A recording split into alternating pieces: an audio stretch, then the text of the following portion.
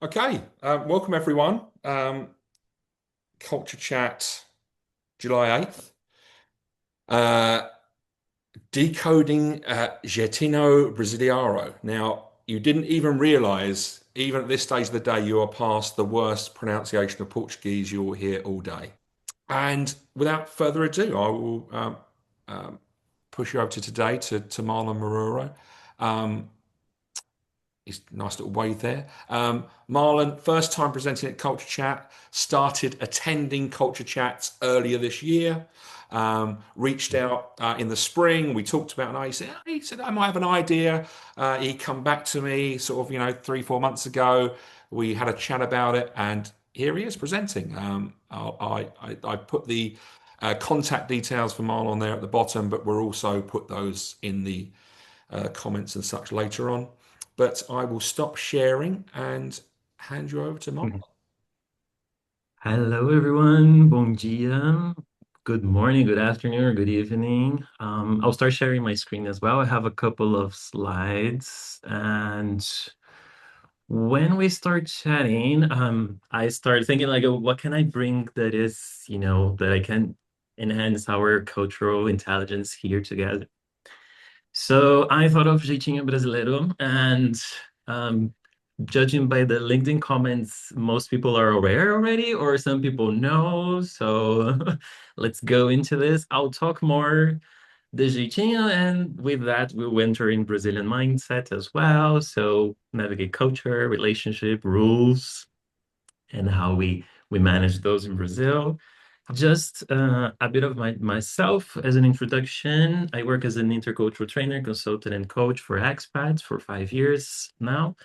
I'm also been an expat, lived in US, Mexico, Turkey, and Thailand. Lived in Bangkok for 2 years. I want to go back. It was such a short time.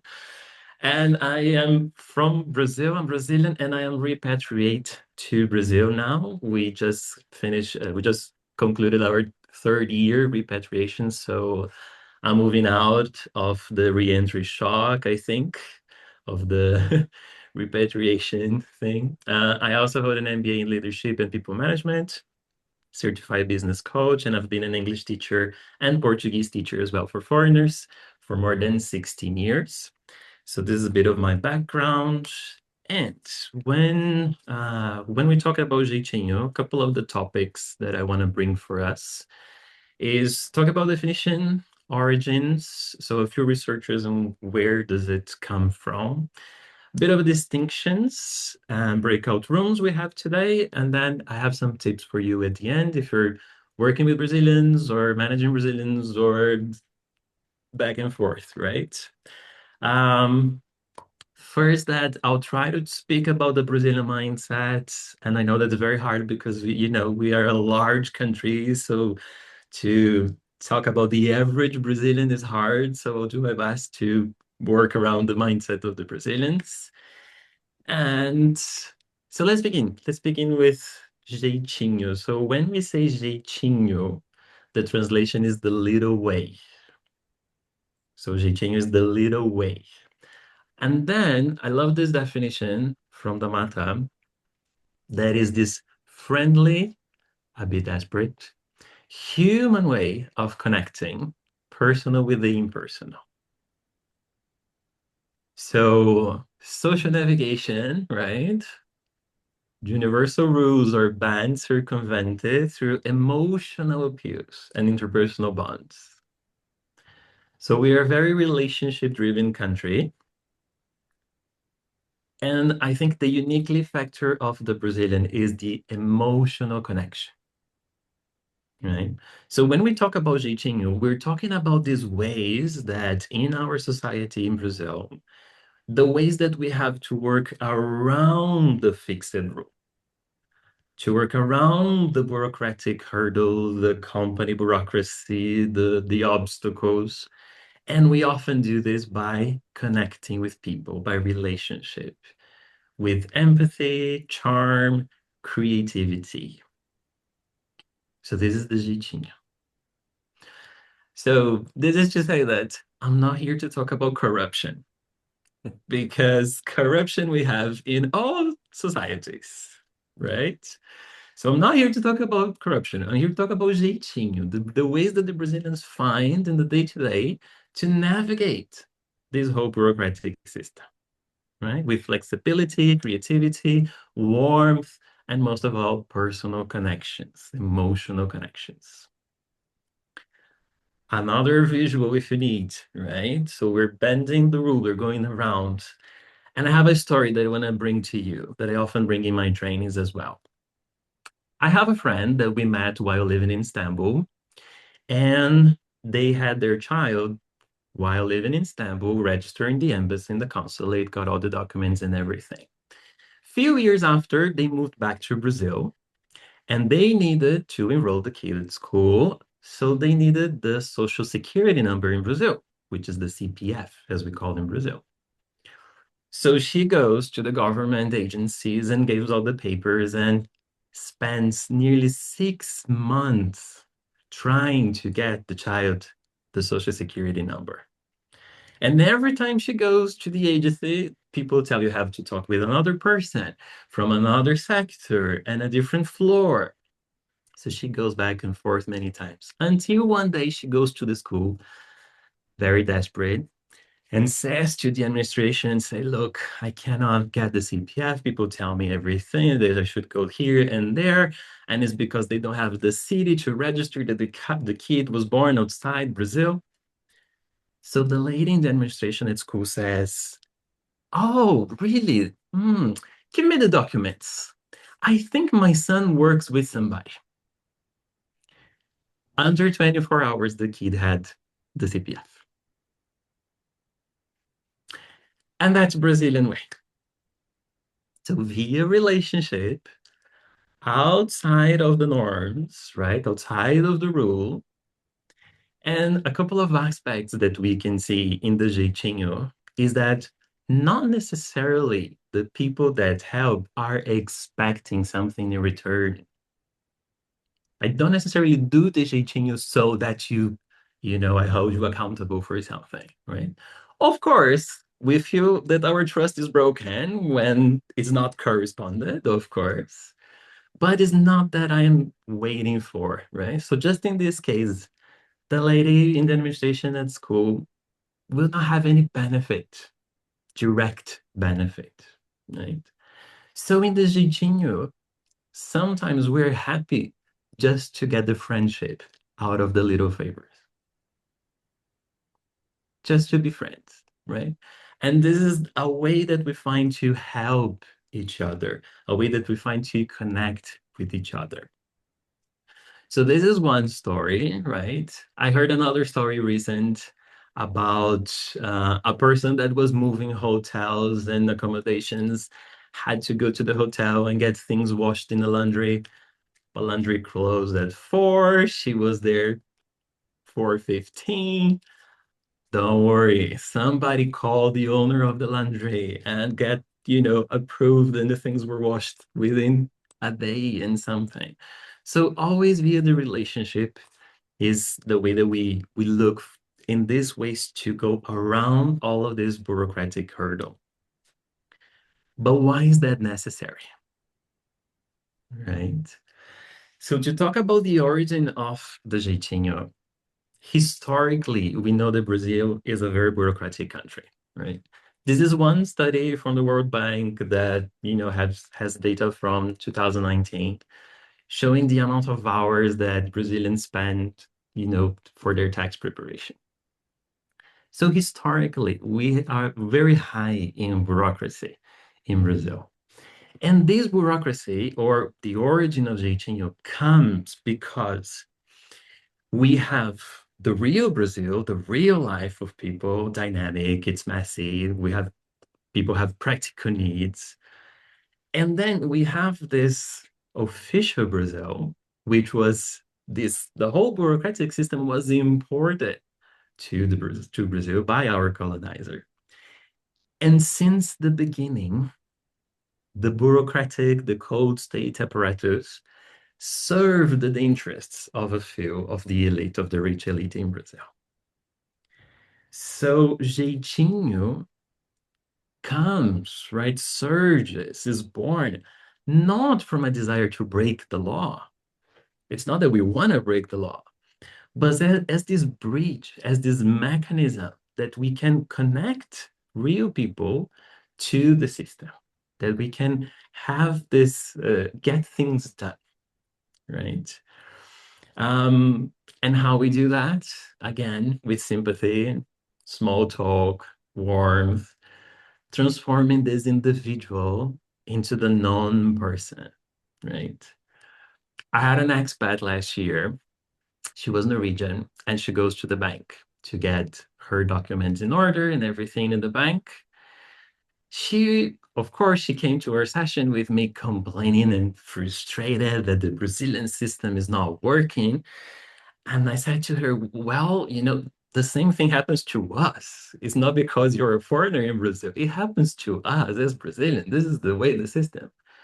And she goes on complaining that she was in the bank and the lady helping her start asking her about if she had kids or pets, and then starting showing picture of the pets and the bird pets that she had, trying to establish a connection, right?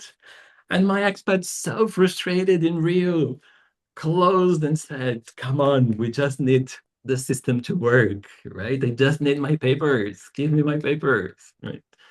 And of course, we had a lot of cultural friction and cultural shock there. But Jeitinho comes from this and then creates this paradox in Brazil, where you have a country with strict laws, immense bureaucracy. We spend many hours in our bureaucratic system. But on the other hand, we have a culture extremely flexibility, warmth, adaptability, resilience. Brazilians are very resilient, looking for ways to get things done quick. Couple of definitions there. So we have Roberto da Mata explaining to us or giving us the idea that in Brazil you have a casa, the house, and the street, right? A rua.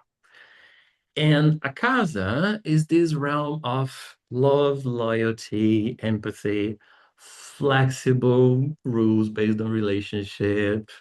It's what he called the super citizen, which is all rights and no duties. And then in the other realm, we have the harsh universal laws, cold state bureaucracy, where we become, as he described, the mini citizens, where we have all duties but no rights. Remember again, this imported system, the bureaucratic system imported to Brazil, doesn't match the real life of people, the real necessities of people. So I've become a mini citizen. All rules and all duties and no rights, right? So Jeitinho comes to break this or unite this. And what Brazilians do is that we attend or we deal with the streets, the business colleague, the bureaucratic, as a member of the house. And then we bridge this gap by this relationship, right? To survive, right? This cold reality. Another important reference when we talk about Jeitinho and Brazilian mindset in general is Sérgio Buarque de Holanda, that he will say that the Brazilians are the cordial man. And when he said the cordial man, not the cordial definition as we have today, but core means coming from the heart. And that the Brazilians are moved with the emotion and impersonal connection rather than the strict impersonal reality or the rationality. So that Brazilians, we act much more with our hearts. And then, of course, this is later reinterpreted as something as a critic to the Brazilian system, where the Brazilians are, you know, averse to protocol, adverse to corporate laws, and so. And as I said in the beginning, we're talking about the average Brazilian. That doesn't mean that the Brazilians cannot follow rules, and that doesn't mean that the Brazilians are not working with fixed rules, right? This means about the preference. This is what we're talking about, the preference. The Brazilian preference is to have a nice relationship first, then we work together, right? So I have the relationship first, I know you, I develop trust, and then we move on. And then we can work together. And then for the managers, the teams get together. So this is the Jeitinho and a couple of the origins. And of course, when we talk about this, we have these polarities, right? Where you have on one side creativity, resilience, empathy. Brazilians always looking for ways to speed up processes and working around. And we have the shadow side, which is the extreme, rule bending, impunity, corruption, which again we have in all sorts of societies. And here's one thing. It will depend on the people involved. Right? So this is a spectrum. It will depend on the people involved, right? For general Brazilians, most Brazilians, get ahead in your line for the doctor's appointment in your day-to-day. This is not corruption. This is just a little favor that you ask and people grant you because you are in necessity and you have a friend. But of course, to the extreme, when I have a politician asking for money for big company corporation, then the people involved, and this is corruption, of course, right? So Jeitinho is this way, this creative way that we're talking here. Few ways that you can identify Jeitinho, right? We have a couple of expressions, so dar jeito, to find a way, quebrar galho, yeah? So do this little favor, right? Um, I would love to hear what's the lexicon that you have in your cultures. I know that India has a specific word that they use that is very similar to Jeitinho. I know in China we have guanxi, which is, relationship based first, and then you develop from that. So I'd love to hear the words that you use. We also have like pulling strings, right? In a couple of countries, English speaking. And then we have, do you know who you're talking to? Which would be the opposite of Jeitinho, right? Where you impose this perceived hierarchical superiority to the conversation to get things done. And this, of course, it also happens in Brazil. But when we're talking about efficiency, and I'm using very loose here, Western efficiency, right? Brazilian efficiency is recognized about this ability to build relationships. This is what we recognize from leaders, from managers. Brazilian efficiency, build relationships, be flexible, navigate around obstacles.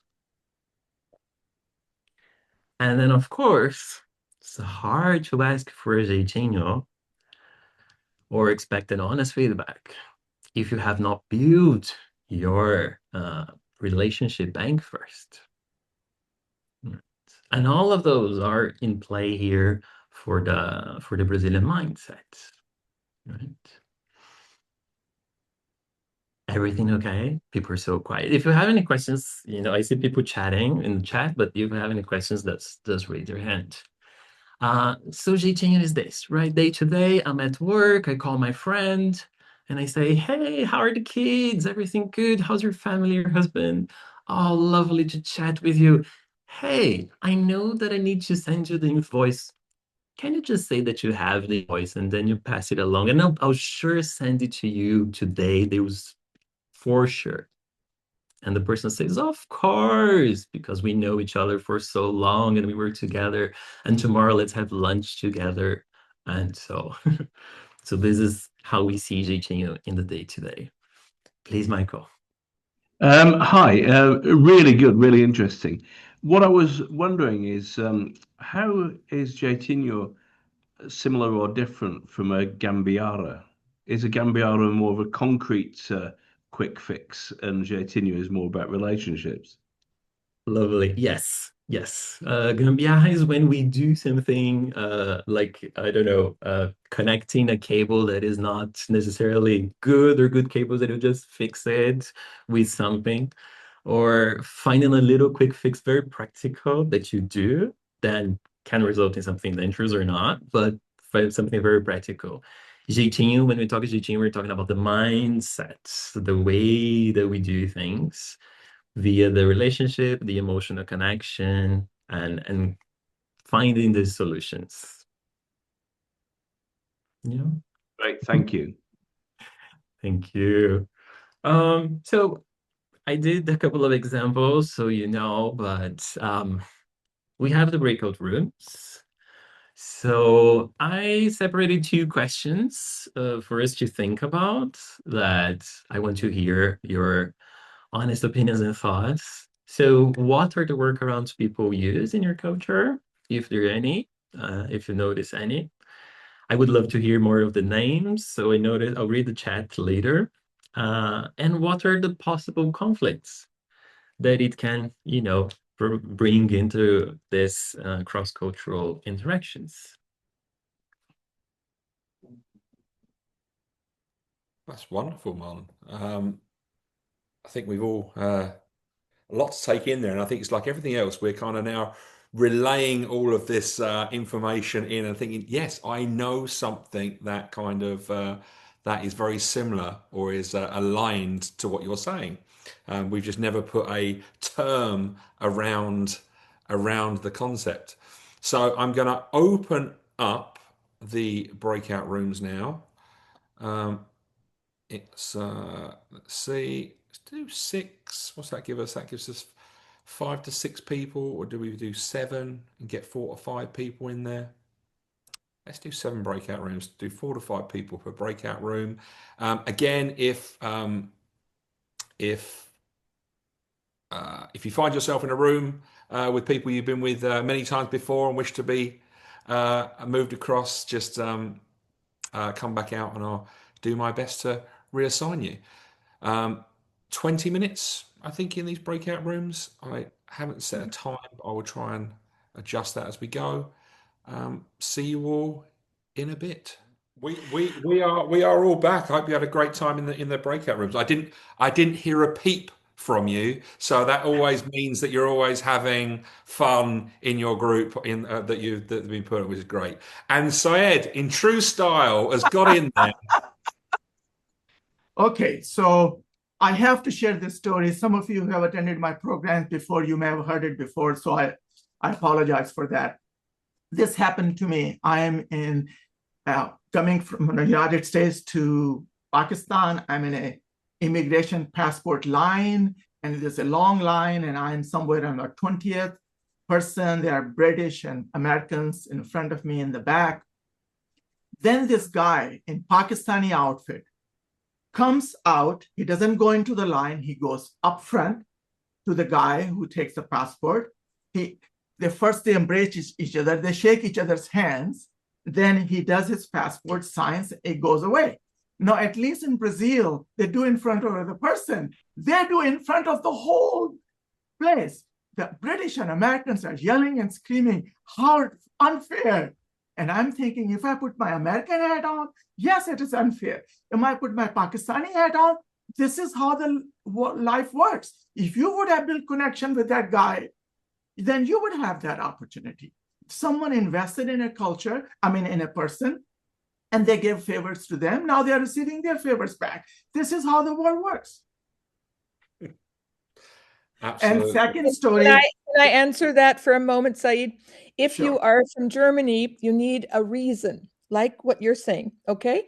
The reason can be, I have really bad knees. And I walk past that line because I have really bad knees, and they let me in, especially the Indians. They're great at letting you in Germany. And so I go past that line because I go to the handicapped line. Not because that's necessarily I'm going to fall over dead, but it is a good way to get past that line. Correct. The other thing I want to quickly mention is I was in a line in Abu Dhabi, long line, I don't know, for something, and suddenly a woman goes up front.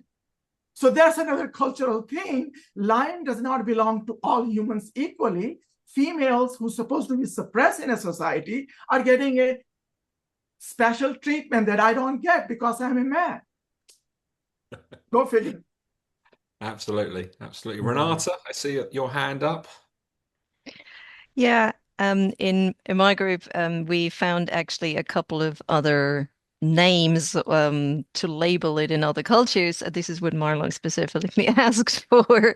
So not only Brazil has a name for it, we found three other names, and maybe other people have other names too. So I wrote them down so I wouldn't forget. So in Colombia and other South American countries, like Venezuela and the neighboring countries, there is a concept called palanca that is very similar. Then Jyoti from India was in our group, and she said in India there's a term called jugar. I suppose you spell it well. Rolando put it in the Zoom chat. I think all the names he found are in the Zoom chat if we want to scroll up and look. And then in Egypt, for example, there's a concept called vasta.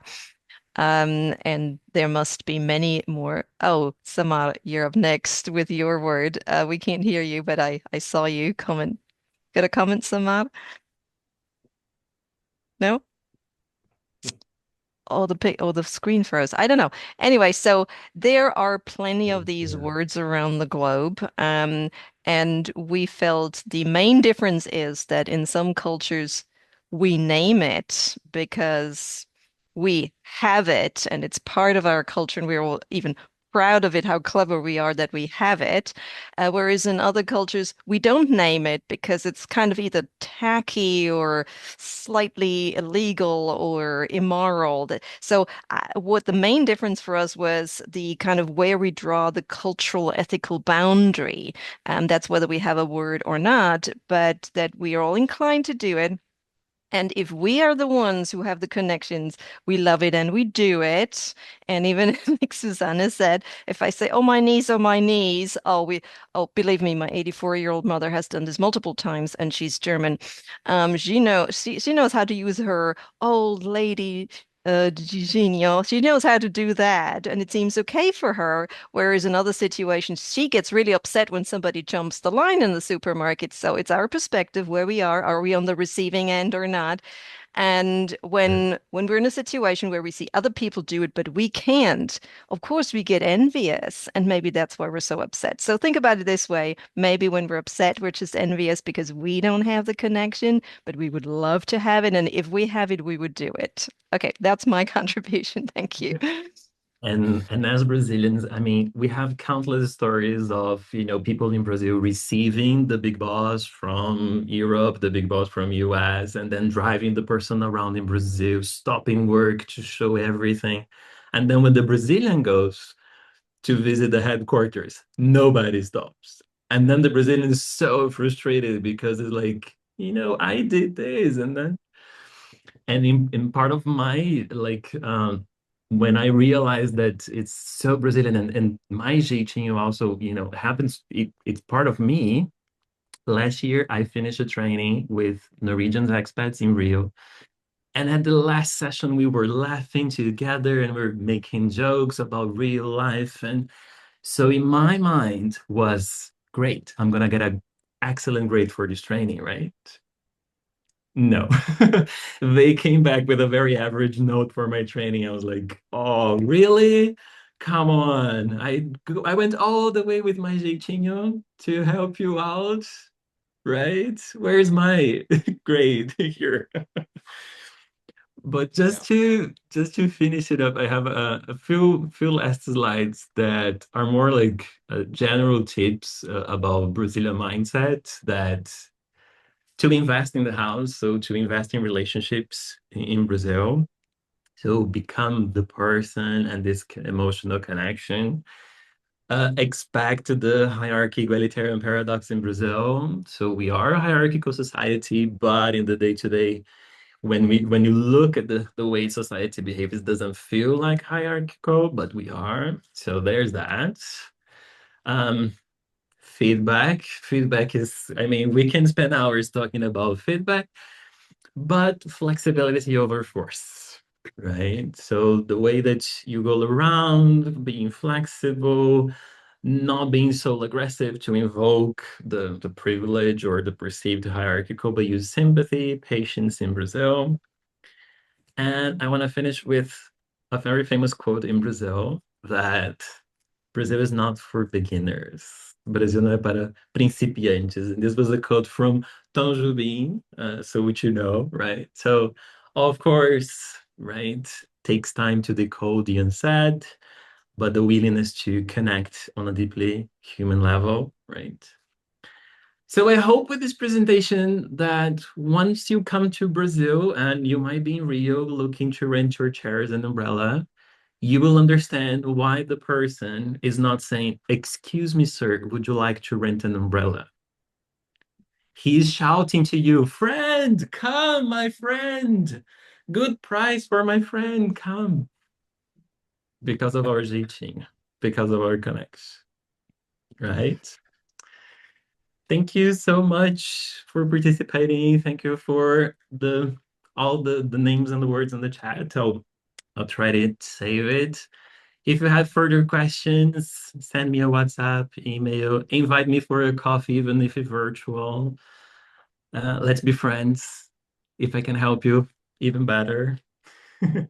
Yeah, Marlon, Thank you that so was great. much. So thanks for obviously putting the QR code there on the final slide. I know I always find that very helpful just to take a picture and that sometimes do the connection. Yeah. I will edit this down today, so you get rid of all the nonsense I talk about at the beginning. You just get the presentation and the follow-on bit at the end here. Obviously, we don't record anything that went on in the breakout rooms. That is all your own time. We'll put this then also into if you are on LinkedIn, there is the culture chat group on LinkedIn. We do it as a group as opposed to just publishing it on the main feed to just enable people that kind of like, you're all kind of connected. It's, you're just, so you're only really communicating with other people that are either interested in intercultural studies or the culture chat community. We just want to kind of feel like a more targeted audience, and you can, without having to worry about whatever you put in the thread there being posted all over the internet and maybe misinterpreted or or random people commenting on your thread. So please be part of the group. Again, free, no cost involved, just a way of continuing the conversation. And with that, I look forward to seeing you all in 2 weeks' time, at which stage I'll give you a lovely break to recharge for a month, and I'm back in September. But see you in 2 weeks' time, everyone. Thank you so much. Bye, Obrigado. everyone.